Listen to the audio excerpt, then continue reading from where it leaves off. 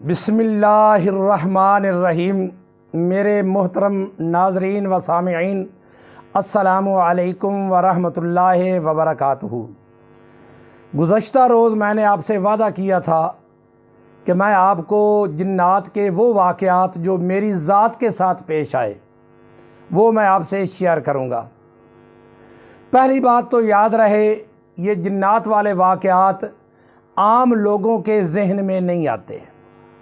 دوسرا بندہ ان کو یقین ہی نہیں کرتا یہ کیسے ممکن ہے، اور ان کو صحیح وہی سمجھتا ہے جس کے ساتھ یہ پیش آئے ہوتے ہیں، یا جن کی فیملی میں ان کو ایسا مسئلہ بنا ہوتا ہے تو وہ یقین کرتے ہیں، دوسرا بندہ ان کو مانتا ہی نہیں ہے۔ یہ سن 1991 تقریباً 91-92 کی بات ہے۔ میں لڈن، یہ تحصیل و ضلع وہاڑی ہے، وہاں ایک مدرسے میں پڑھاتا تھا۔ آج سے تقریباً 30 سال پہلے کی بات ہے۔ قربانی کا دن تھا، وہاں گوشت میرے شاگردوں نے مجھے دیا۔ وہاں میں ایک دینی ادارے میں پڑھاتا تھا، شام کا وقت تھا، میں وہاں سے چلا ہوں اپنے گھر کی جانب۔ لڈن سے ساہو کا تقریباً 30 کلومیٹر کا فاصلہ ہے۔ موٹر سائیکل کے ساتھ میں نے وہ گوشت تھیلے میں رکھ لیا، کچھ پیچھے بھی باندھ لیا، قربانی کا گوشت تھا۔ عشاء کے وقت میں وہاں سے چلا ہوں، اور مجھے پہلے ہی خدشہ تھا کہ قبرستان کے پاس سے گوشت لے کر رات کو نہیں گزرنا چاہیے۔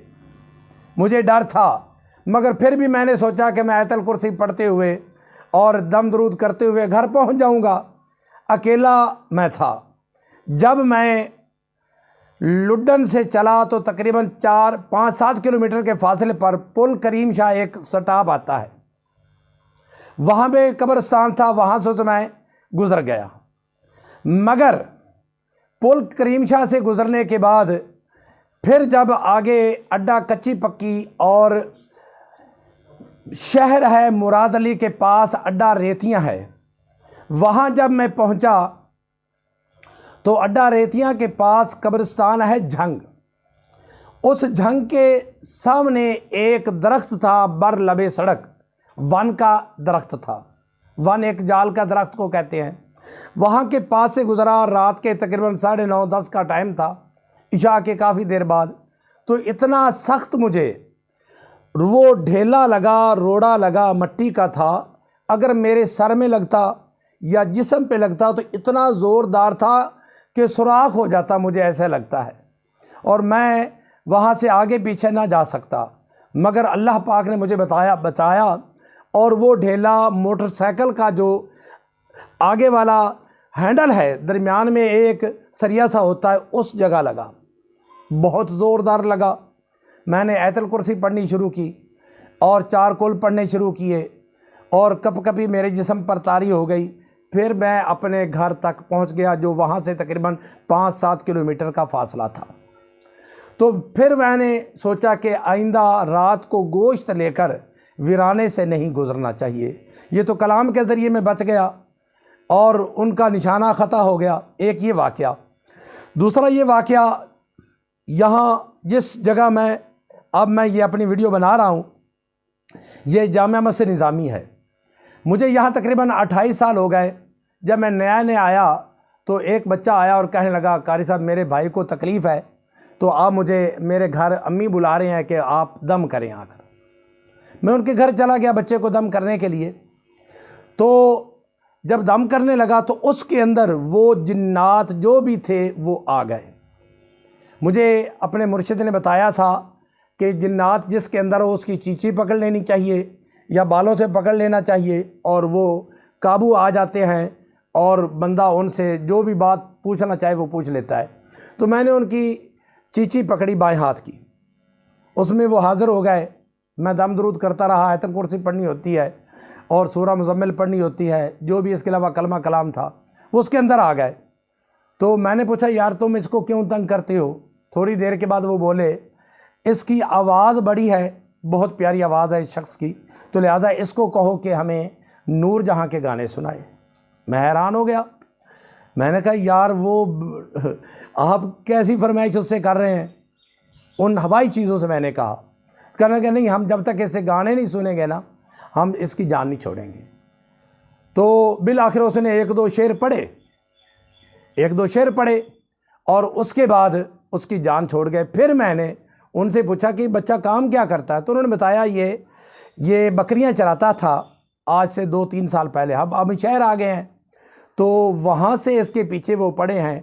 تو یہ چونکہ گانے گاتا تھا، اس کی آواز اچھی ہے، تو کسی درخت کے نیچے گانا گا رہا تھا اور اسی دن سے اس کے وہ پیچھے پڑے ہوئے ہیں۔ تو یہ اچھی آواز والے کے پیچھے بھی پڑ جاتے ہیں، جو بچہ یا بچی خوبصورت ہو اس کے پیچھے بھی یہ پڑ جاتے ہیں۔ یہ 2 واقعہ، اور تیسرا واقعہ میں آپ کو سناتا ہوں۔ گھر میرا موزہ بھٹی سہوکا ہے، سہوکا سے تقریباً 3 کلومیٹر کے فاصلے پر ہے۔ یہ تقریباً آج سے تقریباً 25 سال ہونے والے ہیں اس واقعے کو۔ ہم دونوں بھائی سہوکا سے چلے۔ اب سہوکا سے جب ہم گاؤں آتے ہیں تو 2 راستے ہیں، بذریعہ پختہ سڑک اور بذریعہ کچی سڑک۔ عشاء کے بعد کافی لیٹ ہو گیا، تقریباً 11:30 کا ٹائم ہوگا، 12 بجے کے قریب کسی دوست کے پاس گئے تھے مہمان بن کر، عزیز کے پاس، وہاں میں تاخیر ہو گئی۔ تو بڑے بھائی سے میں نے کہا کہ ہم باہر سے چلتے ہیں پکی سڑک سے۔ تو بڑا بھائی کہنے لگا جو شارٹ کٹ راستہ ہے وہ کچا راستہ ہے مگر 1 کلومیٹر سارا ہے، ہم ادھر سے چلے جاتے ہیں۔ میں نے کہا چلو، انہوں نے مجبور کیا، چلے گئے۔ جب سہوکا سے نکلے تو آگے ایک ون کا درخت تھا، جال کا درخت تھا۔ جب ہمارا موٹر سائیکل اس کے نیچے سے جیسے گزرا تو یکدم جام ہو گیا پچھلا پہیہ۔ بڑا زور لگایا، اسٹارٹ تو ہو جائے مگر گیئر لگائیں تو آگے چلے ہی نہ، جیسے چین کو کسی نے جام کر دیا ہو۔ بڑا زور لگایا، چکا پھیرے ہاتھ سے، نہ آگے ہلے نہ پیچھے ہلے۔ ہم اتنی مشکل سے وہ 1 کلومیٹر کا فاصلہ پیچھے ویل کو اٹھا کر ہم گھر تک لے آئے۔ تقریباً 1.5 گھنٹہ ہمارا لگا راستے میں، بہت پریشان ہوئے، آیت الکرسی پڑھنی شروع کر دی مگر کوئی حالات نہ بنا۔ مجھے یقین ہو گیا یہ ان ہوائی چیزوں نے موٹر سائیکل کو جام کر دیا ہے۔ بالآخر ہم 1.5 گھنٹے کے بعد گھر پہنچے، رات کو موٹر سائیکل کھڑی کر دی اور صبح جب ہم نے کھولی تو چل پڑی، کوئی مسئلہ ہی نہیں تھا۔ یہ 3 واقعے میں اپنی ذات کے میں نے آپ کو سنایا ہے۔ اور چوتھا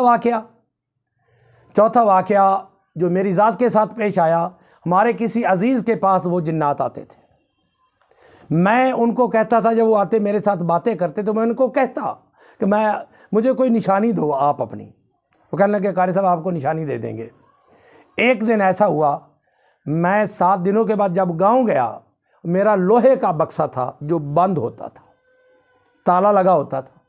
جب میں نے 7ویں دن گھر جا کر، اس وقت میں وہاڑی میں ایک دینی ادارے میں پڑھاتا تھا، جب میں نے وہ دروازہ اپنا وہ بکسا کھولا روٹین کے مطابق، 7 دن کے بعد گھر گیا تو اندر سے سونے کی جو چوڑیاں ہوتی ہیں، سونے کی نہیں تھیں، ان کے اوپر وہ پانی سا اور پتل کی ہوتی ہیں اور اوپر کلر کیا ہوتا ہے، جیسے درباروں پہ وہ چمکنی سی چوڑیاں ہوتی ہیں، وہ بند پڑی تھی، ساتھ ایک تسبیح بھی پڑی تھی۔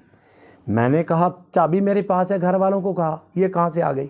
تو وہ تھوڑی دیر کے بعد جس عزیز کے اندر وہ چیزیں آتی تھیں وہ آ گئیں، انہوں نے مجھے سلام کیا، قاری صاحب آپ ہم سے نشانی مانگتے تھے، اب نشانی ہم نے آپ کو دے دی ہے، آپ کے بکسے سے آپ کو چوڑیاں وہ دربار والی اور وہ تسبیح ملی ہے یا نہیں۔ یہ 3 واقعے میری ذات کے ساتھ پیش آئے ہیں۔ اور ایک اور چوتھا واقعہ بھی آپ کو سنا دیتا ہوں۔ ایک مرتبہ ہم گھر سے چلے ہیں، گھر والے بھی میرے ساتھ تھے، موٹر سائیکل پہ سوار تھے، ہم سہوکا آ رہے تھے تو وہ اس عزیز کے اندر آئے جو میرے قریبی عزیز تھے، تو ان کا میں نام نہیں بتانا چاہتا، تو وہ اس کے اندر آ کر کہنے لگے قاری صاحب آپ مریض کو بلانے جا رہے ہیں تو ان کے لیے کوئی چیز بھی لیتے جائے۔ میں نے کہا میرے پاس تو اتنے پیسے نہیں ہیں، آپ پیسے دے دیں۔ میں ان ہوائی چیزوں کو کہا جو اس کے اندر آتی تھیں، انہوں نے کہا ہم آپ کو پیسے دے دیتے ہیں۔ انہوں نے ایسے ہاتھ، موٹر سائیکل چل رہا ہے، درمیان میں وہ شخص بیٹھا ہوا ہے، گھر والے میرے پیچھے، انہوں نے ایسے ہاتھ دراز کیا اور پیسے 10 والے نوٹ تھے، تقریباً 350 یا 400 کے قریب، یہ بھی آج سے تقریباً 25-30 سال پہلے کی بات ہے۔ انہوں نے وہ پیسے ایسے ہوا میں لہرا کر مجھے پکڑا دیے، 10 والے نوٹ تھے۔ میں نے گنے تو کہنے لگے یہ لے لو پیسے۔ اس کے بعد وہ چلے گئے تو میں نے 150-200 روپیہ اس مریض کو دیا، کچھ کے کیلے وغیرہ لیے ان کے کھلانے کے لیے، اور اس طرح انہوں نے یہ پیسے دیے۔ اسی طرح اور بھی میری ذات کے ساتھ جو واقعات پیش آئے ہیں، اس کے علاوہ 3-4 اور واقعات ہیں۔ اب چونکہ وقت کافی ہو گیا ہے تو خلاصۃ الکلام یہ ہے، ان چیزوں سے بچنا چاہیے۔ یہ چیزیں جھوٹ بہت بولتی ہیں، سچ بھی بولتی ہیں، جھوٹ بھی بولتی ہیں، ان میں نیک بھی ہوتے ہیں، برے بھی ہوتے ہیں، اچھے بھی ہوتے ہیں اور اچھے نہیں بھی ہوتے۔ بہرکیف حتی الوسع ان سے بچنا چاہیے، اور اکثر ان میں سے جھوٹ بولتے ہیں۔ جو میں نے ذاتی تجربہ کیا ہے، مجھے انہوں نے بڑا وعدہ کیا، جن میں آتے تھے نا، جن چیزوں میں میرے ساتھ ان کی بڑی باتیں ہوتی، اور بہت انہوں نے میری ذات بھی جھوٹ بولا، اور 1-2 مرتبہ سچ بھی بولا ہے۔